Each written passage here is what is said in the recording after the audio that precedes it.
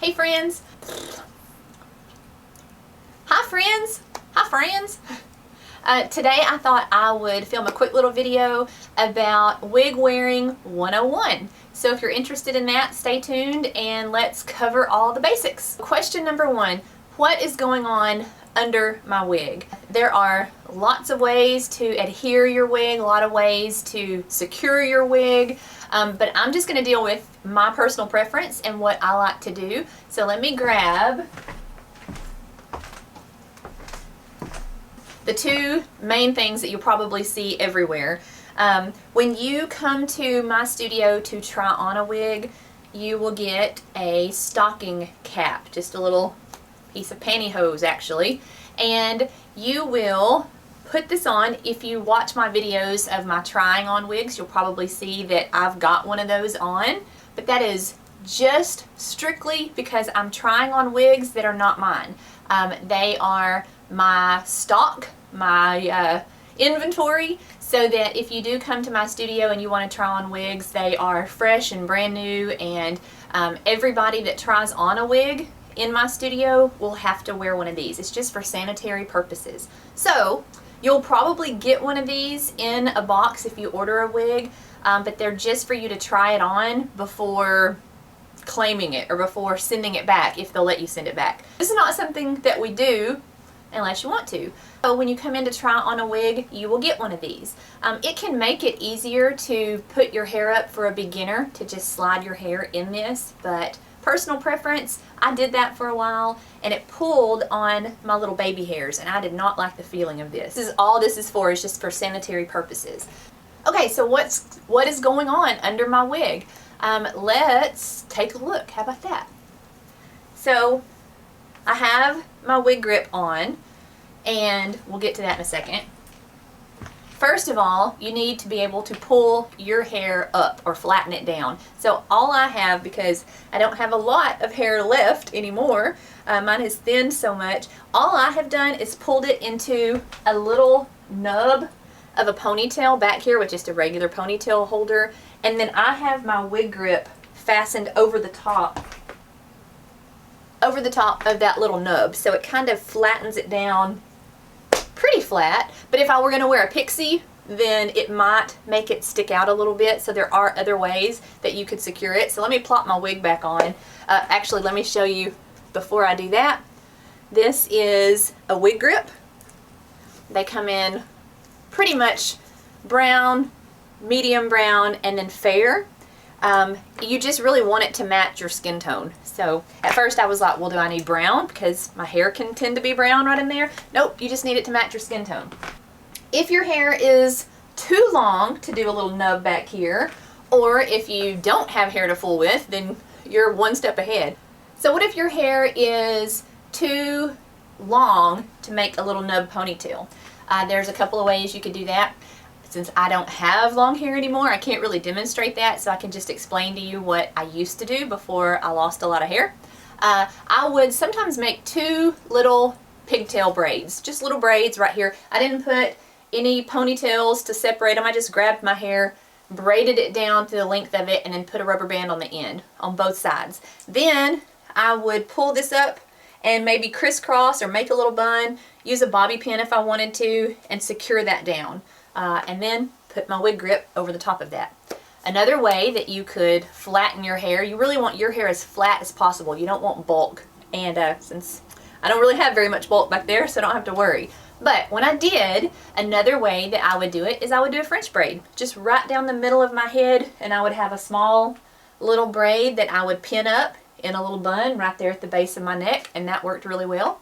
Then another thing that you could do, and I've done this before too, and it works great, if I'm going to wear a short pixie style, I would probably do this now. Even though my hair is pretty short, I would make little pin curl buns. Nothing perfect. You just grab some hair, twist it up, put it against your head, and then clip it with any type of cheap flat barrettes. Now the ones that kind of pop, the little jaws that pop open, that bend in the middle, if I'm explaining that correctly, those, I didn't like those too much because they would kind of sometimes, well, I had a lot of hair, so maybe that was the problem, but they would sometimes pop open.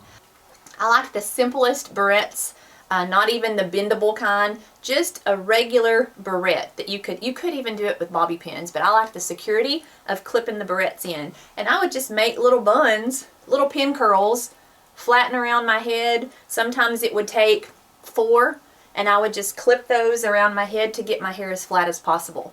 So once you have gotten your flattest possible hair, then you're going to move on to putting a wig on. Okay, before you put your wig on, you're going to want to make sure it's tangle free and brushed out. So how do you go about doing that? This one is a heat friendly synthetic.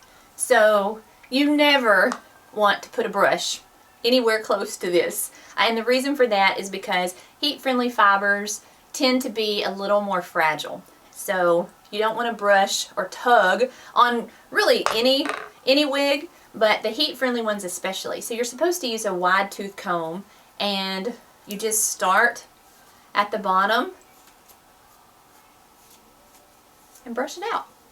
Most of your tangles are going to be at the nape of your neck, under here. So I've been wearing this today, so I have a few tangles. I'm sorry I can't really, there we go, maybe y'all can see that. And so I just hold it securely, start at the nape, and I brush down. I'm not sure if that's the correct way to do it. I've always, heard when you have tangles, you start at the bottom and work your way up. So you can do it however works for you. But just I work all the tangles down to the end, and then concentrate on just getting each little area brushed out. So you probably don't need to watch a video on me brushing my wig out. So once you get it all tangle free and you're ready to put it on your head, this is what we're going to do. You've got your wig grip. I usually come back just a little bit from my hairline so that my hairline is not obstructed by my wig grip. And now we have our wig. So you turn it upside down. Usually they will have a tag in the back. So that faces away from me so that when I dive in, my forehead goes here at the front, and this will stretch over the back. And so that's what we're going to do. There are adjusters in your wig. These are really nice Velcro adjusters. Makes it really easy to adjust that fit. And we can do another video on measuring your head and figuring out if you are a petite or average or large size. Mine, I'm average. I'm 21.5 circumference. So this fits me just right. Good, because this is my wig that I've been wearing. Okay, so I'm going to dive in. Forehead first. Stretching the back over. And then flip up and you look crazy. So let me see if I can do this in my camera's viewfinder. If not, I have a mirror over here. So I just grab, you never want to grab by the lace. Grab by the fibers, pick it up, and set it down right on your hairline. Now technically they say it's supposed to be 3 finger widths above your eyebrows. So mine is actually, my hairline is a little further back. Could be from my hair loss, but so you just adjust that wherever looks normal to you, whatever you like. So I like mine down a little bit further than my actual hairline. So then there are little ear tabs. These are supposed to go in front of your ears. So you grab those little ear tabs. You can also adjust it, lift it up, put it where you want it with those ear tabs. Just twist those so that both of those ear tabs are right in front of your ears. And then the thing that I usually forget to do, you want to make sure your ears are not tucked up inside that cap. So pop them out on the outside because that will get really annoying. If your ears are pinned up in there, after a little while that can start to bother you, start to hurt or ache. So pop your ears out and you're good to go. So now we're all on. And then you'll probably need to use your comb to pick it out.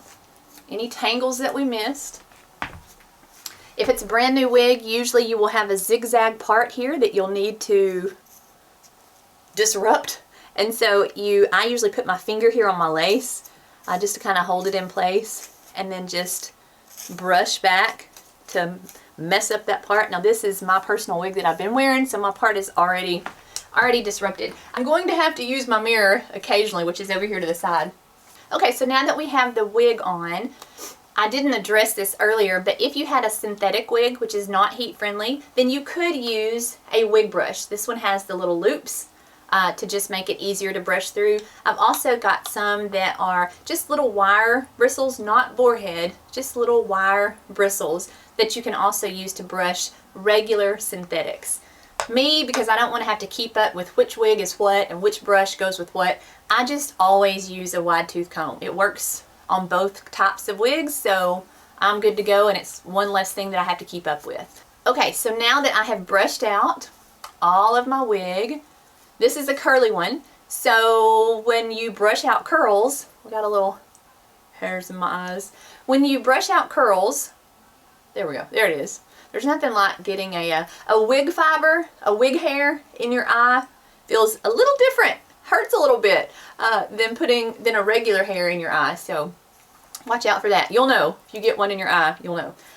Okay, so now once I've brushed out my hair, my wig, if it's a curly wig, sometimes you'll lose a little of your curl pattern, or you might get really big, full, bushy hair, and you might not want that. So how do you solve that problem? All you need is a mister. Now this one is one of the continuous misters. You can use any type of spray bottle that you want, and it's probably not good to do in front of my camera. This is in my photography shooting room, so we're gonna kind of keep it low on all the products that we're spraying in the air, but this is fine, this is just water. So I would just mist the curls once I've brushed out the tangles, and you could do this with heat defiant or synthetic, it doesn't matter. And then just watch the curls come back. So let's do, now they're a little wet, so they look a little stringy, but you can see how the curls kind of pop back into shape, which brings me to another point, that the beauty of wigs is that it doesn't matter if your hair gets wet, the curl pattern is going to come right back.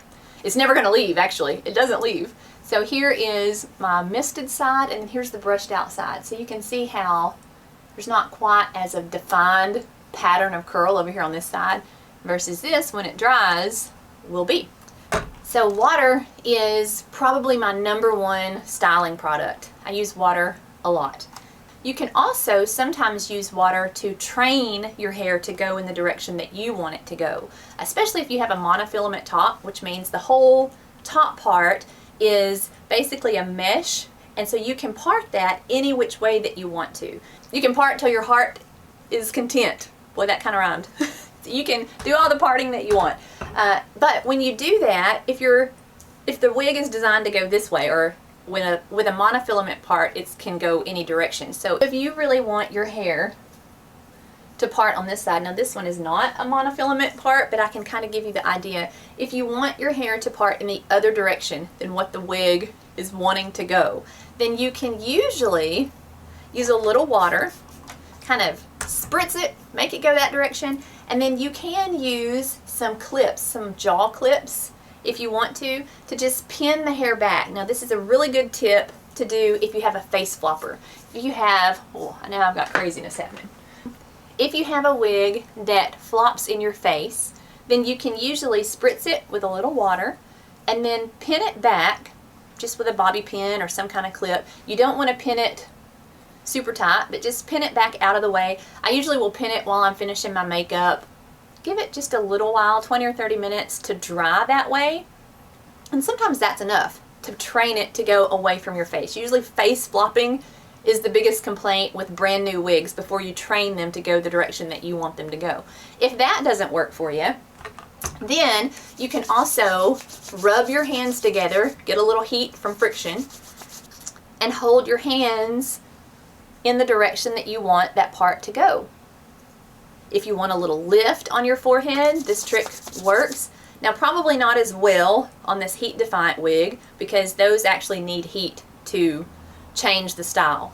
Right now I have all these curls in it, but if I wanted to change the curl pattern, or if I wanted to straighten this one, this is by Estetica, this is 7. If I wanted to change anything about the way this wig looked, then I would start with a heat of 280. I generally don't go higher than that. 280 seems to work just fine.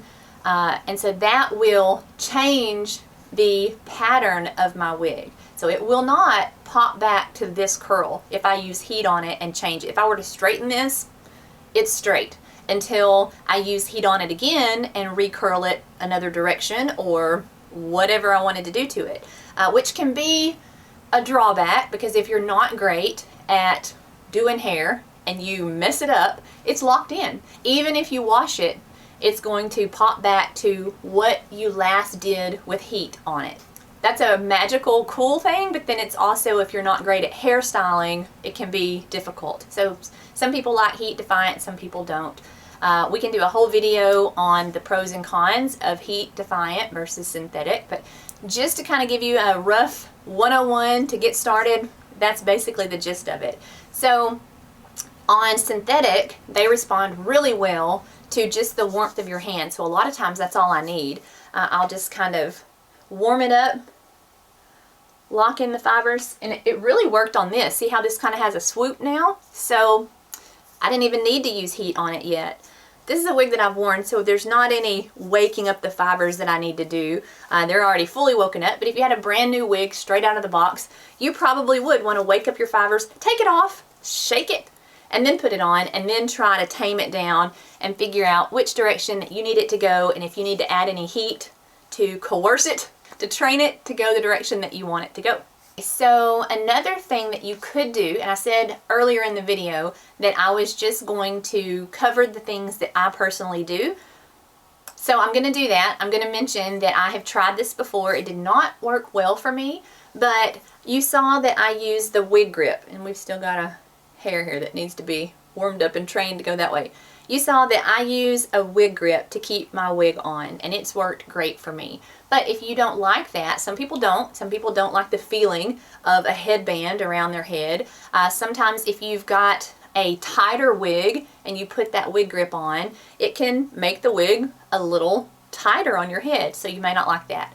And if you want to try something else, this is another product that's readily available. I think I got mine at Target. This is a hairspray. It's kind of bright, isn't it? Can you read that? There's a lot of lighting going on. This is called Got to Be Glued, and it says blasting freeze spray. I'm sorry, my light is way too bright on that, but anyway, there's not really anything else that I've seen that has this nozzle, so it should be easy for you to find.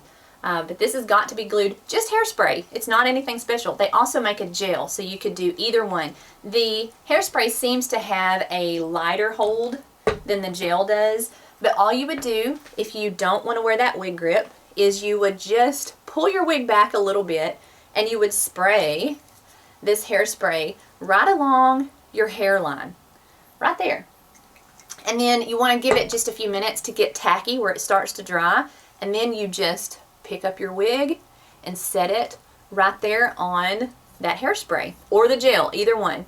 And then you would let that dry. Now you could put a scarf or a headband over that to hold it in place while it dries, but I've never had to do that. And I don't really do this very often because I'll tell you, I am a photographer, and so I'm outside 99% of the time doing my shoots, and I'm in Texas, so it is super hot and I will sweat like crazy. And so the first time that I tried that, luckily I didn't do it when I did a wedding in South Texas on the beach in July when it was 104 degrees. So that would have been a nightmare. I tried it a few days earlier and it did not last at all through half of a session. I could tell it had already all melted off and the hairspray was running in my eyes and my wig was loose. Luckily I had a spare wig grip in my purse, and so I just swapped it out in between sessions and I was good to go. But you might not have that luck. Most people are not outside for 8 to 10 hours a day sweating in the heat and just using this to keep your wig on. But you could definitely try that and see if it works for you. I'm just covering the things that work for me, and this did not work for me. Okay, so this is a heat defiant wig, which means straight out of the box, a bonus to heat defiant is that they tend to look a little less shiny. Now I've got some big lights in here, so pretty much anything that I film is going to look shinier than it does in natural light. So if I'm doing a wig review, generally I'll pop outside so you can see it in natural light versus in here. But if the shine bothers you, that is an easy fix. Let me show you what I use. dry shampoo. That's all you need to take down the shine of your wig. And I used this for a long time. I used this for a couple of years. And then I figured out a new trick, that these fibers, especially in synthetic hair, you may not even need to use dry shampoo if you've got a heat defiant. That's just up to you. This one is beautiful, and so it is not shiny in the least. So I have not put any dry shampoo on this one. But I do have some, especially the blondes. The blonde synthetics tend to shine a lot. So what I would do, what I used to do is I would just spray a little dry shampoo. Generally up here on the crown is where you notice the shine the most, just because that's where the light's hitting it. So I used to just put this straight on, rub it in, and I was good to go. But then I got to noticing that after a few hours, if I'd catch myself in a mirror, it looked shiny again. It looked, you know, possibly like wig fibers, but that's also me. I'm a very critical person about my wigs, so I don't want it to look shiny. So then I figured out that probably not use this hairspray because this is freeze blasting spray. Just get a light duty hairspray, or you could use this but just hold it way away. I just want it to just mist down and fall on the wig, just to give the dry shampoo something to grip to. And once I started doing that, that was a game changer. Just having that little bit of hairspray before the dry shampoo made it stick, because otherwise, I mean, it makes sense, you've got these acrylic or polyester fibers, the hair strands, that are just plastic, and so that dry shampoo would just slide right off that after a few hours. So hairspray first, but not a lot, and then a little dry shampoo, and that fixes your shine problem. Okay? Alright, let's go over some problems that you might have with wig wearing. I don't have this problem, but if your cap was a little too big, sometimes you could get gapping, like if your lace is stretched. So you might get some puckering here with your lace, and that just means that your cap is too big. You need to tighten your adjusters back there in the back, or you could add a wig grip, and that might take it up just enough, because this should lay completely flush. Can y'all see? This should lay completely flush to your forehead. Which brings me to another point. Alright, let me get real close in here. This wig has some darker roots, some darker rooted areas, and so sometimes you'll get little knots that you can see in your hairline. Depending on what brand, what shade you have, sometimes this shows up more than others. Most of the time, nobody's going to be that close to my head and looking, so it doesn't bother me so much. But if it bothers you, there's some tricks that you could do to kind of disguise that.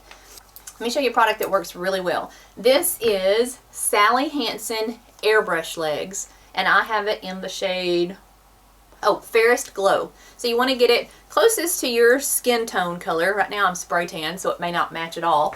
But then all you would do is take your wig off and just spray a little of this on the lace.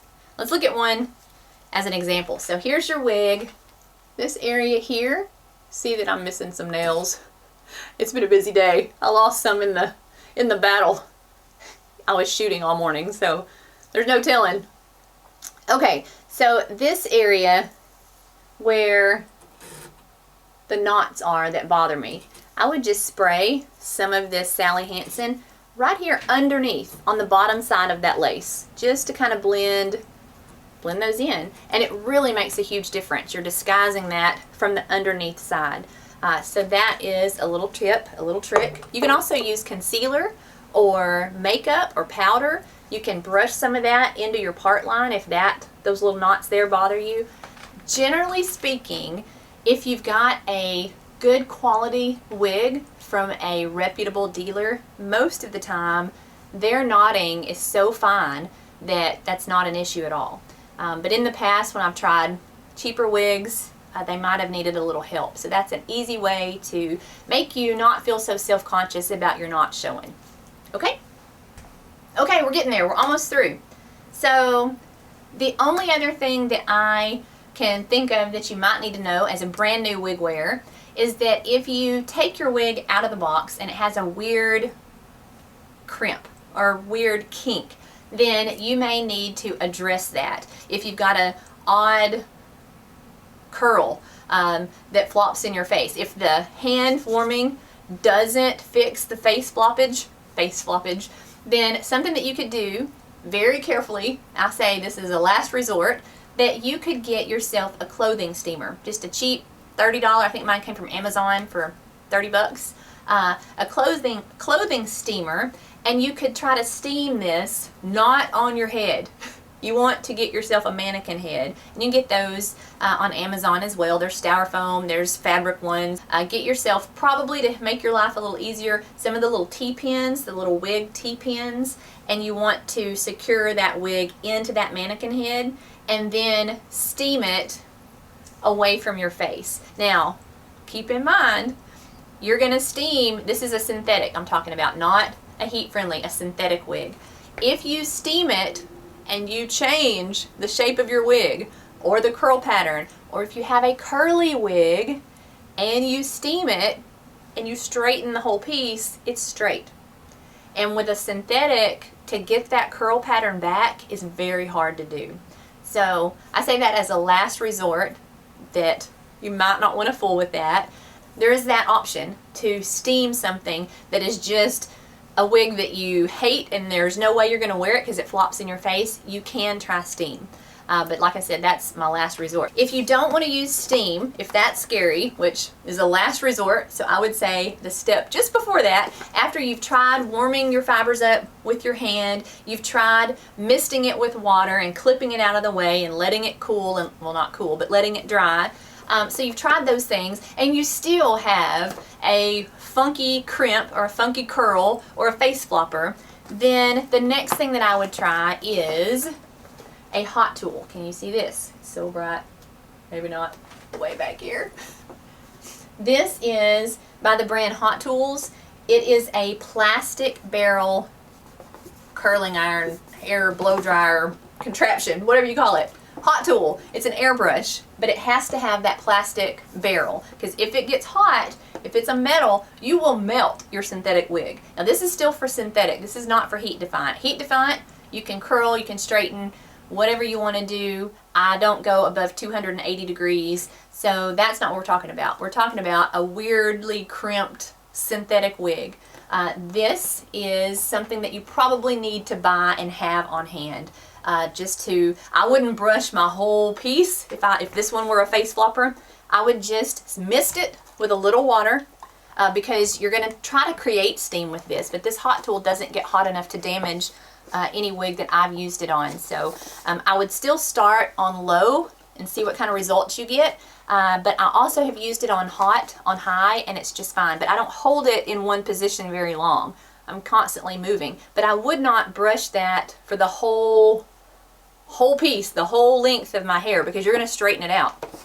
So all I would do if my problem was a face flopper, or I wanted a little volume here, I would mist that with my water and then just use that airbrush to kind of give it some lift here, and maybe brush it back just a little bit if I wanted it off my face. But there again, you could straighten your curl with that. Hopefully that's making sense, because it's not going to pop back to this once you've put steam on it. You're locking in the new shape, but you're trying to get rid of any weird crimps, and those weird crimps can be caused by shipping. Box hair is what we call it. So when you have a synthetic wig that is folded all nice and neatly, no matter how delicate they've tried to pack it, if it gets a little warm, and it doesn't, we're not talking super hot. We're talking about, just doing this, I can make enough heat to pretty much direct my fibers in the direction that we want them to go. So I would say if it gets 100 degrees or 98 degrees in the UPS shipping truck, then you could run into what they call cold set issues or box hair.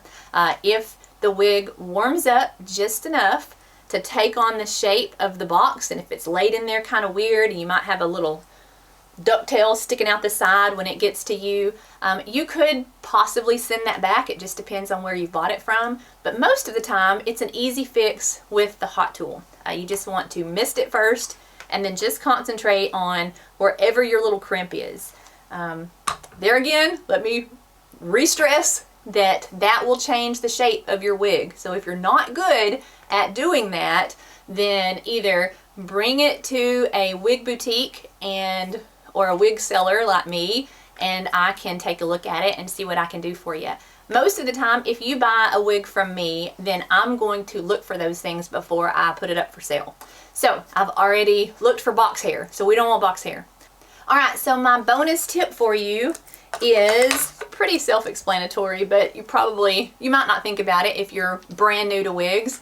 Carry a comb in your purse at all times, because it doesn't matter if you've got a synthetic wig or a heat defiant wig, they're probably going to tangle at some point on you. Most of the time, if it's a long wig, I think I mentioned that before, usually the nape where it rubs on your clothing, and it also depends on what type of shirt you're wearing.